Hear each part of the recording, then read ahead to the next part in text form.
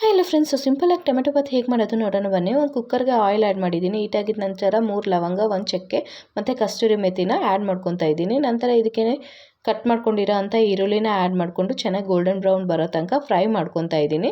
So ಇದು fry ಆಗಿದ ನಂತರ ನಾನು ಇಲ್ಲಿ 1 ಟೇಬಲ್ ಸ್ಪೂನ್ ಆಗೋಷ್ಟು ಶುಂಠಿ ಬೆಳ್ಳುಳ್ಳಿ ಪೇಸ್ಟ್ನ ಆ್ಯಡ್ ಮಾಡ್ಕೊತಾ ಇದ್ದೀನಿ. ಸೊ ನಂತರ ಇದಕ್ಕೇ ಟೊಮೆಟೊನ ಆ್ಯಡ್ ಮಾಡ್ಕೊಂಡಿದ್ದೀನಿ. ಕಟ್ ಮಾಡ್ಕೊಂಡಿರೋ ಅಂಥ ಟೊಮೆಟೊನ ಆ್ಯಡ್ ಮಾಡಿಕೊಂಡು ರುಚಿಗೆ ತಕ್ಕಷ್ಟು ಉಪ್ಪನ್ನ ಆ್ಯಡ್ ಮಾಡಿಕೊಂಡು ಇದನ್ನು ಚೆನ್ನಾಗಿ ಫ್ರೈ ಮಾಡ್ಕೊಬೇಕಾಗುತ್ತೆ ಟೊಮೆಟೊನ. ನಂತರ ಇದಕ್ಕೇ 1 ಟೇಬಲ್ ಸ್ಪೂನ್ ಆಗೋಷ್ಟು ಗರಂ ಮಸಾಲ, 1 ಟೇಬಲ್ ಸ್ಪೂನ್ ಆಗೋಷ್ಟು ಖಾರದ ಪುಡಿ, 1/2 ಟೇಬಲ್ ಸ್ಪೂನ್ ಆಗೋಷ್ಟು ಧನಿಯಾ ಪುಡಿನ ಆ್ಯಡ್ ಮಾಡ್ಕೊಂಡಿದ್ದೀನಿ.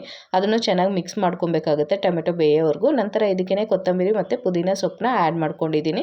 ಸೊ ಅದನ್ನು ಚೆನ್ನಾಗಿ ಮಿಕ್ಸ್ ಮಾಡ್ಕೊಂಡಿದ ನಂತರ ನಾನು ಇಲ್ಲಿ 1 ಗ್ಲಾಸ್ ಆಗೋಷ್ಟು ಅಕ್ಕಿನ ತೊಗೊಂಡಿದ್ದೀನಿ. ಸೊ ಅಕ್ಕಿನ ಚೆನ್ನಾಗಿ ಮಿಕ್ಸ್ ಮಾಡಿಕೊಂಡು ಇದಕ್ಕೇ 2 ಗ್ಲಾಸ್ ಆಗೋಷ್ಟು ನೀರನ್ನ ಆ್ಯಡ್ ಮಾಡ್ಕೊತಾ ಇದ್ದೀನಿ.